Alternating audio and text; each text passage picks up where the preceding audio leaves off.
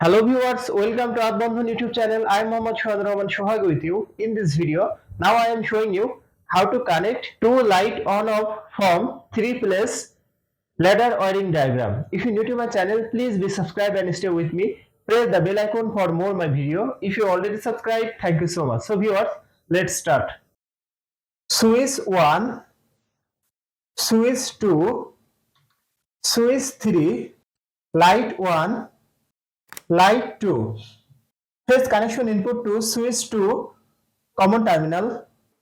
Phase connection from switch 2 L1 terminal to connect switch 3 L1 terminal. Phase connection from switch 2 L2 terminal to connect switch 3 L2 terminal.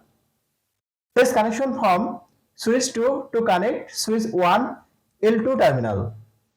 Phase connection from switch 2 to connect switch 1 L1 terminal. Phase connection output from switch 1 common terminal to light 1. Phase connection from switch 3 common terminal to light 2. Neutral connection connected to light 1 and light 2.